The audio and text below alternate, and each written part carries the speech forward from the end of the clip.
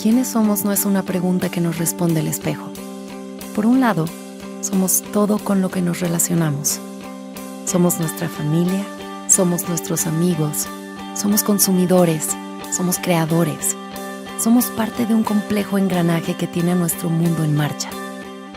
También somos lo que pensamos en nosotros mismos, pero lo que de verdad define quiénes somos es el qué queremos ser. Estamos hechos del mismo material que nuestros sueños y nuestras ideas están hechas del mismo material que nosotros. El mundo en el que vivimos nos invita a plasmar parte de nosotros en él, a dejar una marca, a trascender. Cada cambio que hacemos impacta también a nuestro entorno. ¿Qué queremos ser? Se convierte en quiénes somos cuando hacemos. Queremos ayudarte a ser quien tú eres. Somos la Escuela de Negocios de América Latina con mayor proyección global, con nuestra base firme en México y nuestro espíritu extendiéndose por el mundo. Una comunidad de líderes y mentes sobresalientes que cambian desde su espíritu la realidad de los negocios. Tú eres lo que nosotros somos. EGADE Business School. Minds Igniting Change. Bienvenidos al webinar 3 escenarios para explorar el futuro de la energía dentro del marco de EGADE Future Forum. En esta ocasión tengo el honor y el gusto de que se presente en EGADE el BP World Energy Outlook.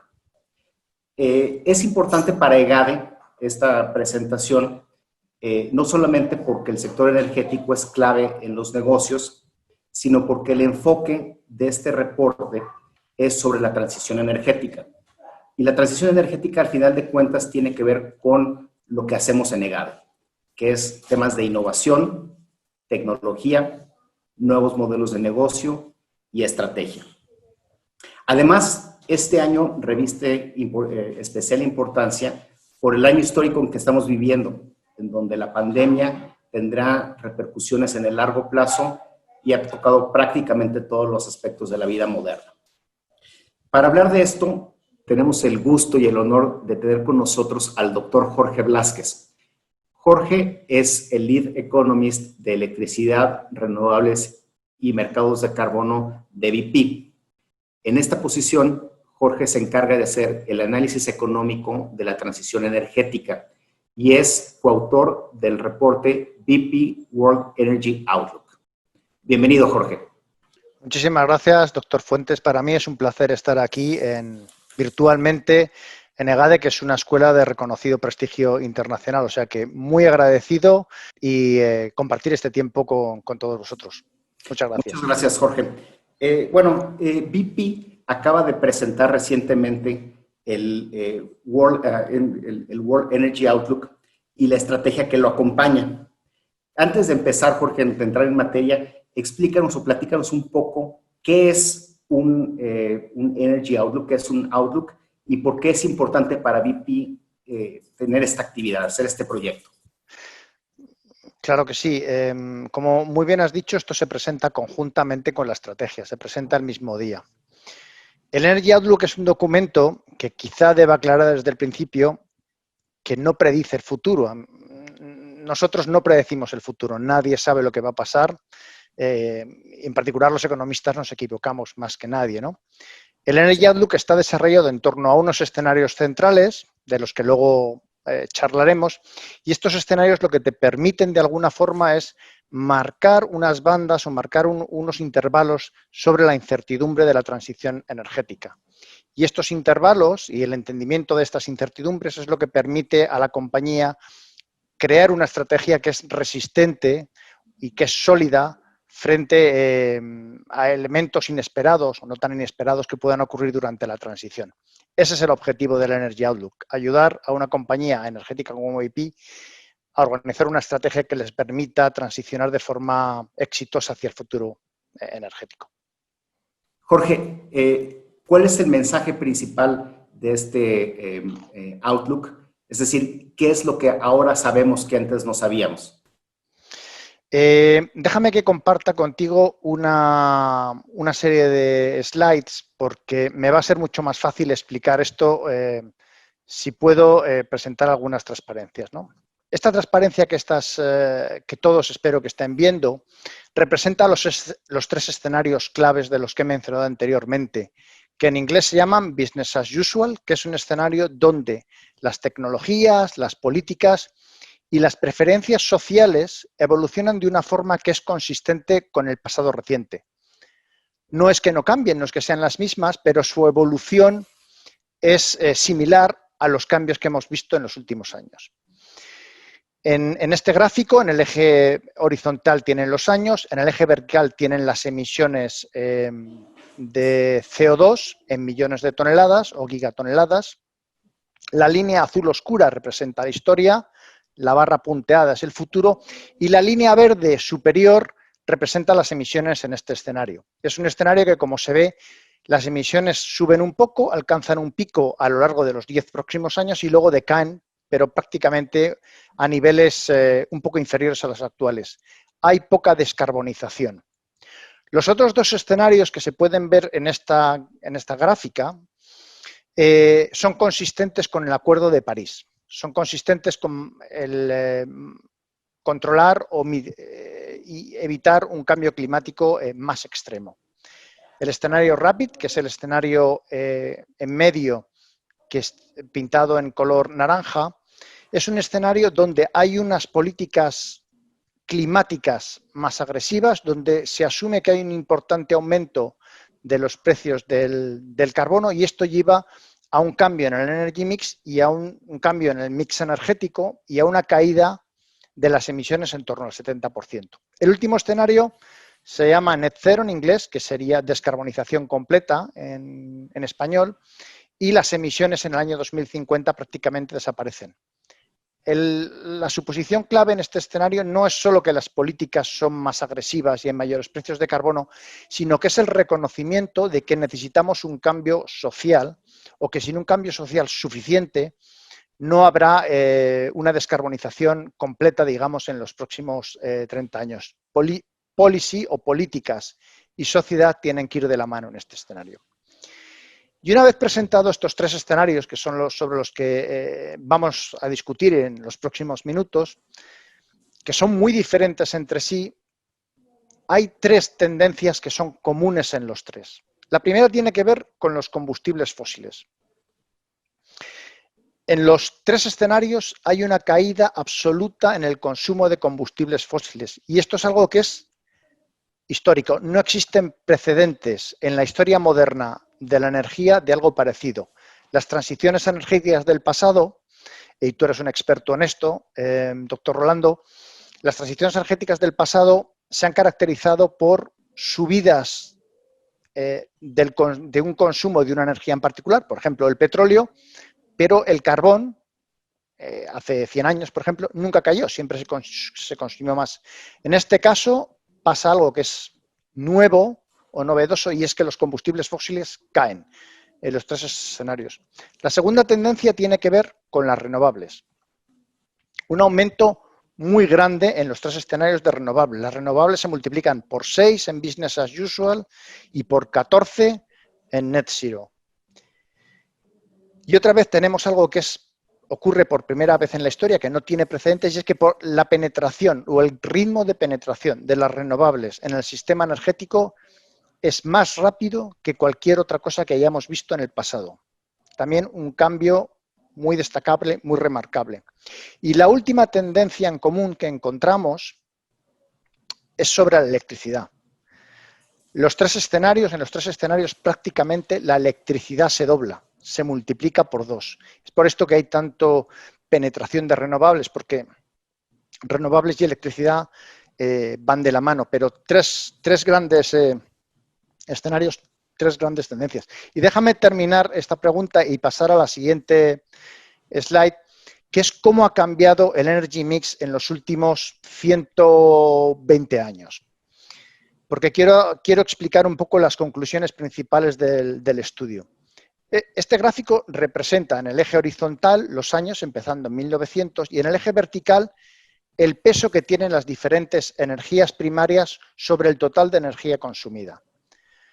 Si se fijan, en el año 1900 el carbón prácticamente era el 100% de la energía. Una única fuente de energía dominaba el escenario. A partir de 1930, el petróleo empieza a subir y empieza a ocupar parte del energy mix. Y luego, después de la Segunda Guerra Mundial, en los años 50 y 60, se empiezan a sumar otras energías, como la nuclear, como es el gas. Pero si se fijan en la última parte, a partir de 2020, hay una explosión de diferentes energías. Hay un boom de energías. Es un mix muy diversificado. Esto nos permite sacar las grandes conclusiones de cómo vemos la transición energética. Vemos un energy mix mucho más diversificado. Esta diversificación nos va a llevar a necesidad de integrar las diferentes fuentes de energías, y para esto la electricidad y el hidrógeno van a ser claves. Este energy mix diversificado también lleva asociado una muy fuerte competencia entre diferentes tipos de combustibles o de tipos de fuentes de energía, más competencia entre energía, mercados más localizados también, porque electricidad e hidrógeno necesarios para integrar estas energías son muy difíciles de transportar a grandes distancias internacionales. Y por último, el poder, digamos, de mercado que ha estado asociado tradicionalmente a los productores de energía va a pasar en buena parte a los consumidores. De esta forma, estas son las grandes conclusiones que tenemos nosotros en este estudio. Jorge, me queda claro que para una empresa de energía, tradicionalmente de hidrocarburos, como BP, estudiar la transición energética es vital, ¿no? Es parte probablemente de mantenerse en el negocio o quedarse fuera. Pero para nuestra audiencia, ¿cuál sería la relevancia de la transición energética para una empresa fuera de este sector, fuera del sector energético? Bueno, lo que nosotros vemos o percibimos es que va a haber un cambio, digamos, de rentas o de capacidad para generar valor económico en la energía. Y es que tradicionalmente ha estado en los productores o los distribuidores, si se piensa, por ejemplo, en compañías eléctricas.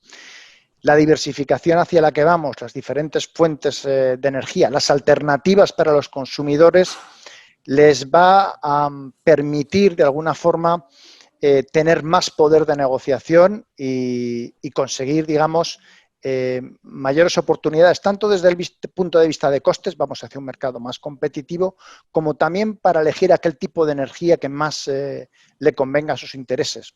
Así que un desplazamiento, digamos, de quién controla este mundo, que va a pasar de productores a consumidores. Muy bien. Jorge, en la introducción mencionábamos que este año es particularmente importante, ¿no? Es un año histórico. No creo que haya habido un año parecido, al menos en el último, probablemente desde la Segunda Guerra Mundial, cuando terminó, que haya trastocado todos los aspectos de la vida moderna. ¿Cómo cambian las conclusiones que tenían o la preconcepción que tenían ustedes del mercado energético, la pandemia, COVID, el coronavirus? ¿Qué es lo nuevo? ¿Cuál es el game changer aquí? Es una muy buena pregunta esta. El Energy Outlook normalmente se presenta en febrero. Este año se presentó en septiembre para presentarlo conjuntamente con la estrategia, pero también es cierto que el COVID impactó de lleno y prácticamente hubo que rehacer todo el trabajo que se había hecho desde cero. Es una crisis humanitaria, andamos ya por encima del 1.000.000 de muertos, pero está teniendo un impacto brutal sobre las economías. Déjame compartir otra slide, otra transparencia sobre cómo ha impactado esto en nuestras previsiones. En esta transparencia tiene dos partes. Me voy a centrar en el gráfico que ven a su izquierda, donde se explica el cambio que hubo de los escenarios que teníamos antes a los que ha habido después como incidentes del COVID, basados en tres tipos de medidores o de indicadores. Uno es el cambio en nivel que ha habido en el Producto Interior Bruto. Esa es la línea naranja. La línea morada mide el cambio de nivel que ha habido en la energía primaria. Si se fijan, en el año 2050 ha habido una bajada de estos tres indicadores en torno al 3%, que es muy significativo. O sea, es un cambio en nivel de casi el 3%. Como anécdota contaré que como resultado del COVID ha habido un cambio en lo que es los pronósticos del petróleo, de forma que es posible, si estamos en un escenario de transición rápida o de transición más rápida, net zero, que el pico en el consumo del petróleo haya tenido lugar en el año 2019. En ese año se consumieron aproximadamente 97 millones de barriles. Este año vamos a estar como por los 90 millones de barriles una vez termine la crisis. Una caída muy importante. En el escenario Rapid y Net Zero nunca se recupera el nivel del año 2019. Ahí está digamos, el pico en la demanda de petróleo. Será un año histórico, lo sabremos en unos años. Y en Business as usual sí se sigue creciendo moderadamente y alcanza un pico, digamos, a mitad del año de los próximos 10 años y luego se estabiliza para caer ligeramente hacia el final. ¿Por qué estos cambios en las demandas? Bueno, el COVID pensamos que va a impactar fuertemente en las economías, sobre todo en las economías emergentes y en las economías menos desarrolladas, que son las que más consumen y que menos posibilidades tienen para amortiguar el golpe. Hay mucho paquete en economías desarrolladas tratando de sacar del pozo a las economías ahora. Pero hay otro elemento que es más importante, que es elementos que tienen que ver con el comportamiento. Se viaja menos ahora como consecuencia del COVID, la gente tiende a coger menos el transporte público como consecuencia del COVID, se trabaja más desde casa y yo creo que esta charla es un ejemplo de ello. Algunas de estas tendencias están para quedarse. Quiero mencionar, quizá para terminar esto, que se exploró un escenario más agresivo de COVID porque la epidemia no ha terminado, no estamos seguros de si va a haber vacuna, no sabemos cuándo va a terminar, digamos, la crisis médica o la crisis sanitaria, y hay un escenario que es el que tienen en la parte derecha de la pantalla, donde las caídas son mucho más grandes. No me voy a detallar porque me parece que no merece la pena entrar en esto. También decir, por ejemplo, que muchos de los paquetes de recuperación que está habiendo en Europa y básicamente en Europa y en algunos países de Asia están asociados a lo que llaman reconstruir construyendo mejor. Son paquetes verdes, paquetes en favor de las energías renovables que pueden como consecuencia acelerar la transición energética. Y esto es más o menos lo que te podría contar del impacto del COVID. Oye, Jorge, relacionado con el pico del petróleo, uno de los principales sectores que consumen precisamente gasolinas, diésel, etcétera, otros combustibles, pues es precisamente el del transporte.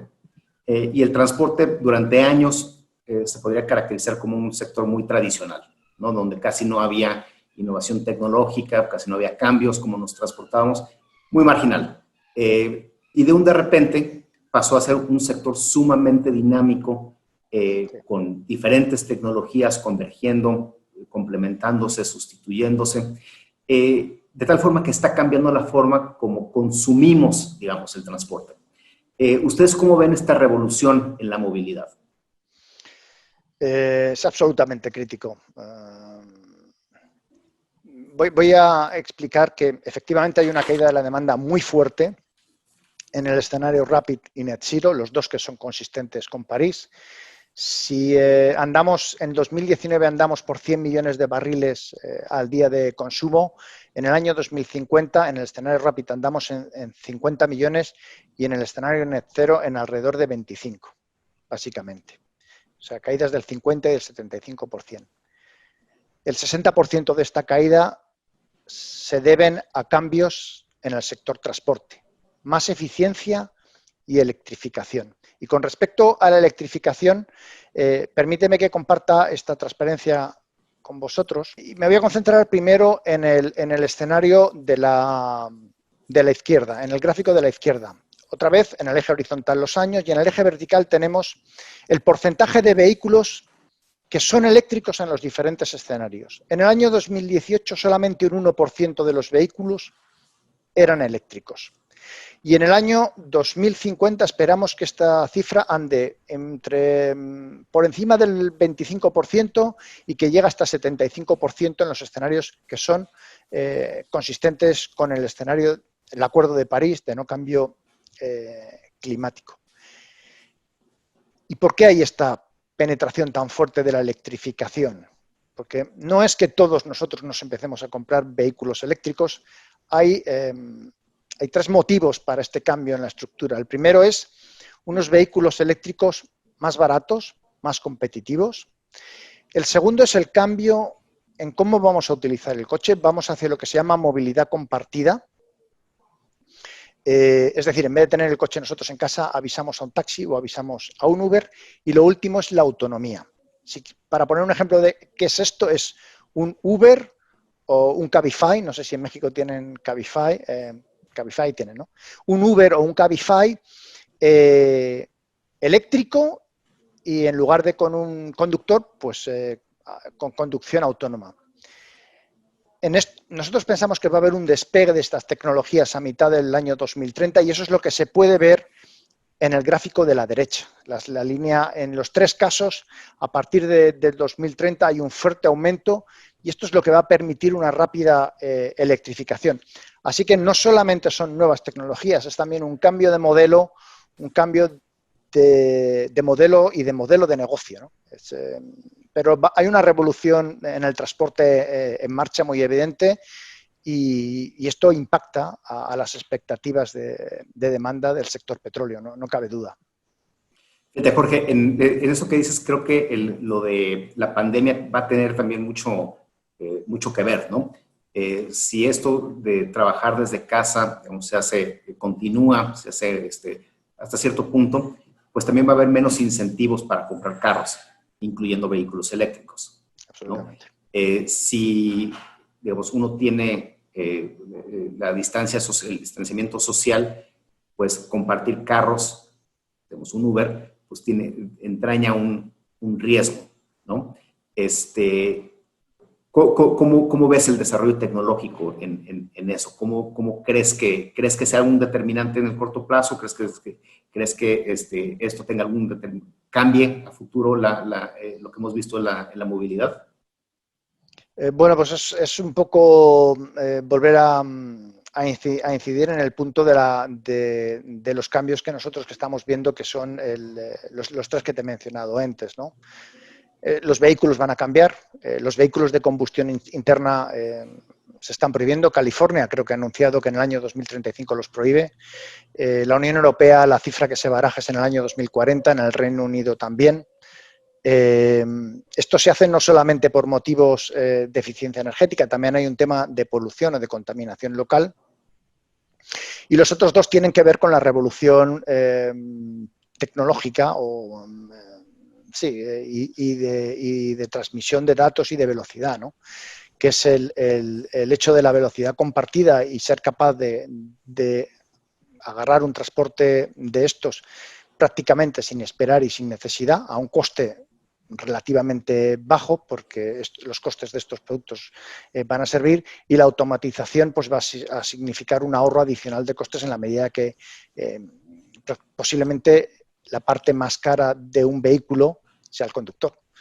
Entonces, totalmente de acuerdo. Revolución tecnológica y un mundo que es difícil de imaginar y de anticipar. Nosotros hablamos de los robotaxis, pero qué cabe duda que esto es un escenario y la realidad podría ser diferente y aparecer una tecnología que no tenemos identificada. Jorge, dentro de las tendencias, digamos, más generales de la transición energética, mencionaste la electrificación, pero propiamente dentro del sector eléctrico, ¿ustedes cómo ven las tendencias? ¿Cuál sería la expectativa de desarrollo? El sector eléctrico es clave en la transición energética y esto es algo que marcan todos los estudios sobre transición energética que hay. Sin electrificación no hay, es muy difícil o no hay, yo te diría que no hay transición energética hacia una energía más limpia. En nuestro caso, la electricidad se multiplica por 2 en los 3 escenarios. Sí es cierto que el motivo por el que se multiplica por 2 es muy diferente. En el caso de business as usual es un consumo asociado a los edificios, es más aire acondicionado, es más calefacción en los países fríos. Eso es un uso más intensivo de la energía por motivos de, digamos, motivos de comodidad o de confort. En los 2 escenarios, Rapid y Net Zero, que son consistentes con París, es el sector transporte el que tira de la demanda eléctrica por un lado y es la industria que abandona combustibles tradicionales también para electrificarse. Es importante señalar que esta transición energética hacia la electricidad no tiene sentido si el mix de generación del sector eléctrico no se descarboniza. Y aquí me voy a permitir compartir con ustedes otra transparencia, que es esta, donde se representa en los 3 escenarios diferentes cuál es el porcentaje de generación de las renovables, excluyendo hidroeléctrica, el carbón y el gas natural. La línea naranja son las renovables en los 3 casos, que como ven, pues prácticamente se mueve entre el 35-40% y llega hasta el 60% en el caso más extremos. El carbón, que prácticamente reduce significativamente su influencia, y donde más dudas hay es en el gas natural, que es un combustible que acompaña a la transición energética. En ambos, en Rapid hay una fortísima descarbonización del sector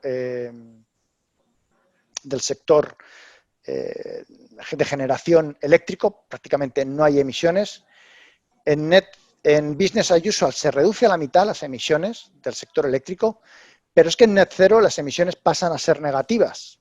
Y aquí es algo donde quiero compartir, digamos, el siguiente punto que es relevante con el sector eléctrico, que son las tecnologías que van a acompañar a las renovables, porque todos sabemos que las renovables van a estar ahí, pero hace falta algo más para tener un sistema descarbonizado.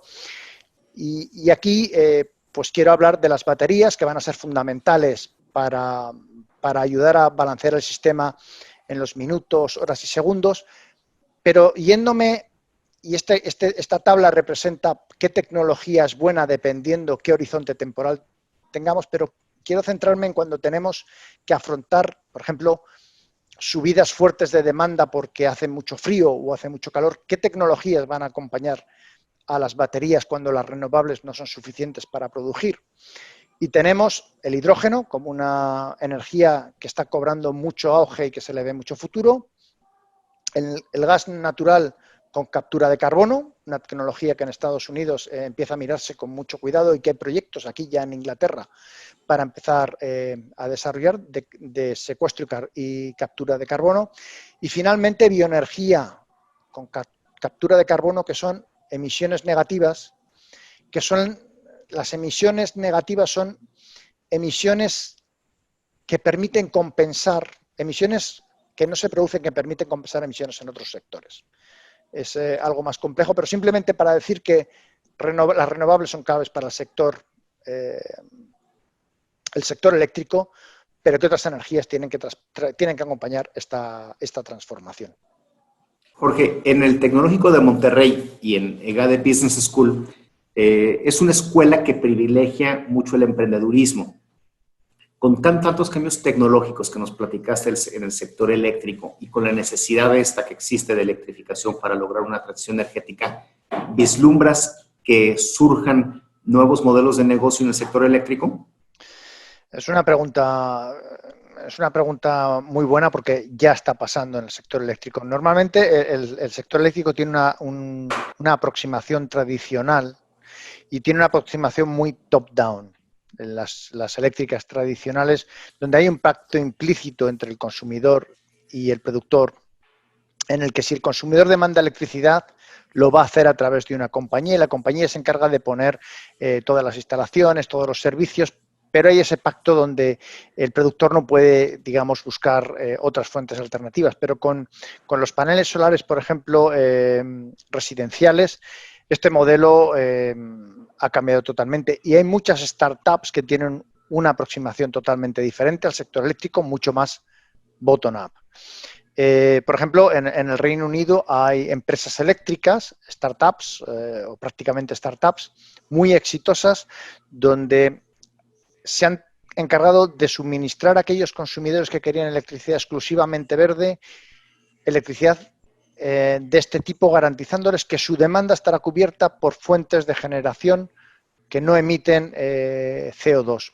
O conozco el caso, por ejemplo, de una empresa española que utiliza, una startup también, utiliza elementos de inteligencia artificial para saber dónde puede haber ahorros de eficiencia o de consumo energético. No solamente hay una revolución en el sector transporte, el sector eléctrico también está en plena revolución y hay mucho espacio para nuevas iniciativas y enfoques totalmente nuevos. Es un sector que está patas arriba ahora mismo. Jorge, ya casi para terminar, ¿cuáles serían las consecuencias de no hacerle caso al Energy Outlook que ustedes proponen? Digamos, ¿cuáles serían las consecuencias de tener una transición desordenada? Hay un escenario que ahora compartiré con ustedes que se llama el Delayed y Disorderly. Es un escenario que, parafraseando al economista alemán Rudi Dormus, se podría decir: la transición energética puede llegar a tardar mucho más en llegar de lo que todo el mundo espera, pero puede ocurrir mucho más rápido de lo que todo el mundo anticipa.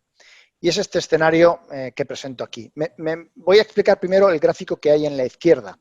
Otra vez, la línea abajo tiene los años, la línea de puntos representa el año 2018 y en el eje horizontal están las emisiones en millones de toneladas o gigatoneladas de dióxido de carbono.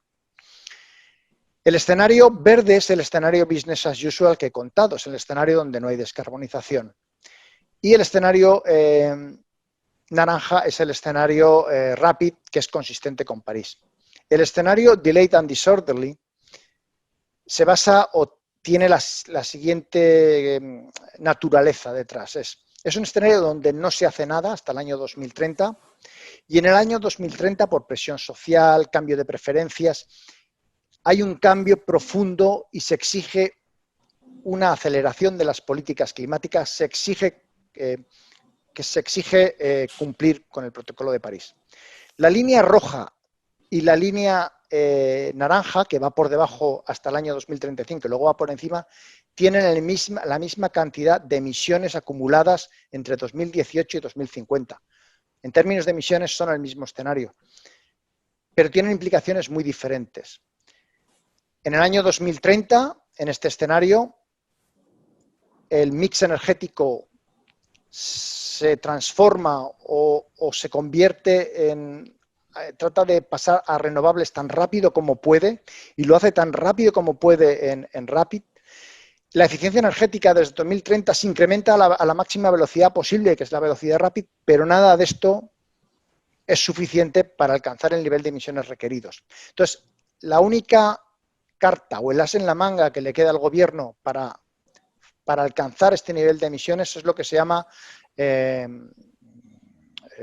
raciocinio o restricción en el consumo de energía. Esta restricción en el consumo de energía, que simplemente es prohibir o controlar actividades que consumen energía, pues no se pueden hacer viajes internacionales o se prohíben los coches que consumen más de 3 litros a los 100 kilómetros o tal tipo de combustible o tal tipo de caldera está prohibida porque consume mucho. Este tipo de actividades tienen costes económicos muy altos. Entonces, aquí es una llamada de atención y decir, si no hacemos una transición energética y empezamos a hacer una transición energética lo antes posible, corremos el riesgo de que entremos en una transición desordenada. Y voy a terminar este escenario con una cita del economista Harold Stein, que fue el antecesor de Alan Greenspan en la Reserva Federal, y dijo algo así como: algo que no puede continuar para siempre, parará. Sabemos que el nivel de emisiones está en unos niveles insostenibles, y entonces eventualmente las emisiones en algún momento tendrán que caer. El mensaje de este escenario es: cuanto antes empecemos, menos costoso será. Bien. Jorge, una última pregunta. Saliéndonos un poquito del contexto del sector energético y regresando a una pregunta sobre negocios. Entiendo que el Outlook tiene una posición neutral sobre el desarrollo del sector, sobre el desarrollo de mercados. Además, esto ustedes lo publican, tienen muchísima información en su página de internet, quizás después nos lo podrías compartir.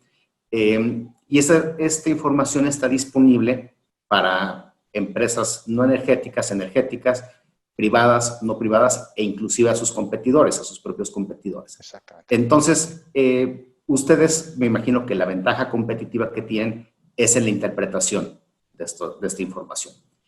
¿Cómo encaja el Outlook ya propiamente en la estrategia que tiene BP para los próximos 30 años? Pues es todo cierto lo que has dicho, Rolando. El documento del Energy Outlook existe en físico, está aquí, que es un... en este mundo virtual ha sido prácticamente milagroso, pero está en la página web.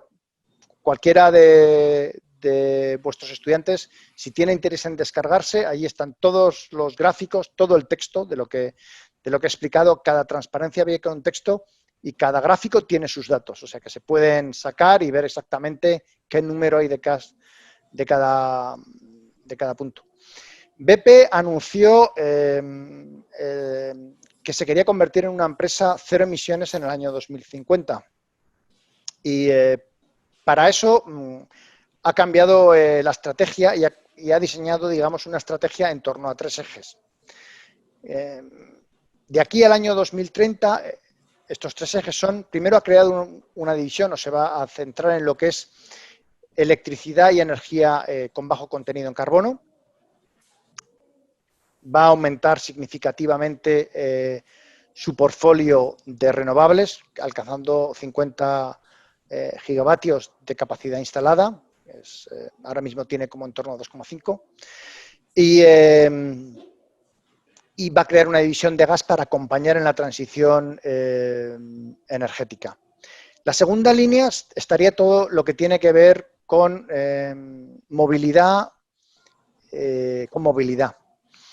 Hay una revolución tecnológica en marcha. BP quiere sumarse a esta revolución, quiere poner al cliente en el centro de esta transición, de esta revolución. Como ya he dicho, el futuro del transporte va a ser muy diferente y también, por ejemplo, acompañar la transición en tema de vehículos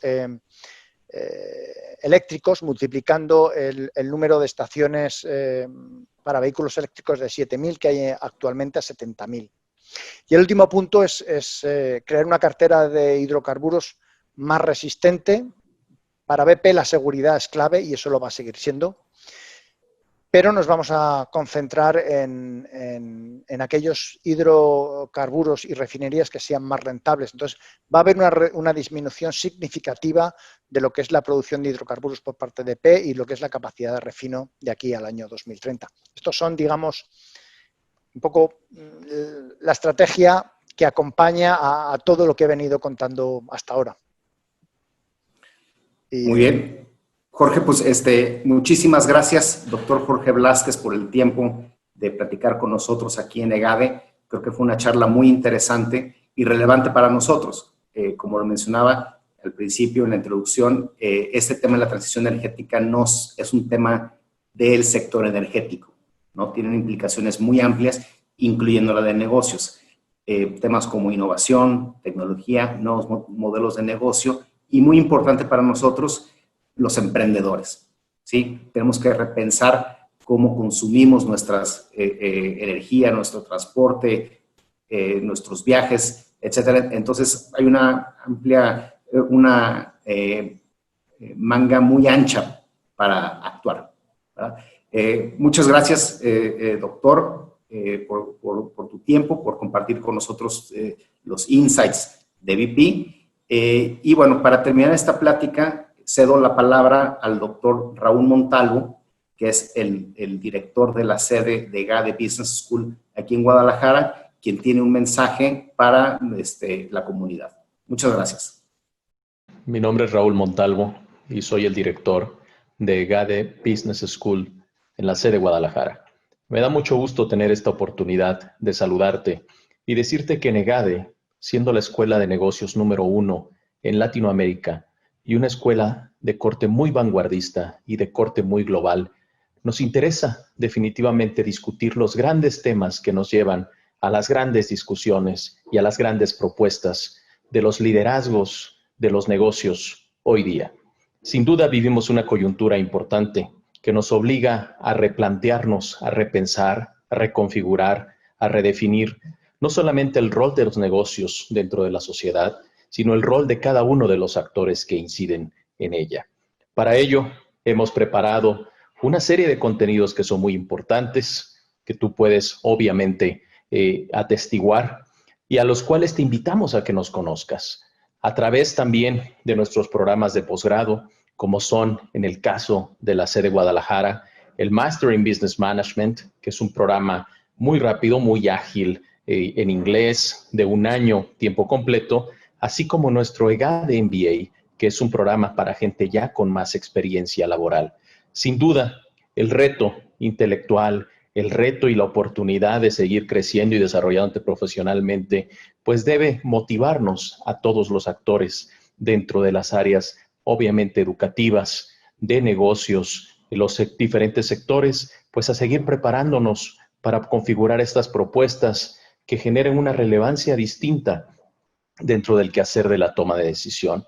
Yo te invito a que te unas a la comunidad de EGADE, a que nos conozcas nuestros programas, nuestras propuestas, programas también de educación ejecutiva, alta dirección, y que te unas, obviamente, a esta nueva visión de cómo generamos las nuevas propuestas de negocios hacia un mundo que estamos descubriendo, hacia un mundo que nos invita de nueva cuenta a repensar ante un contexto que es volátil, incierto, complejo y ambiguo.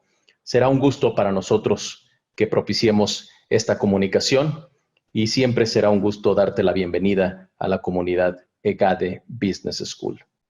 Muchas gracias por habernos acompañado en esta oportunidad, esperando que estos contenidos realmente sirvan y sean de mucha utilidad para ti como tomador de decisión. Te esperamos en la siguiente oportunidad y buscamos siempre tener este acercamiento y esta comunicación con toda la comunidad. Muchas gracias a nombre de EGADE Business School y de todos los colegas. Gracias. Mucho éxito.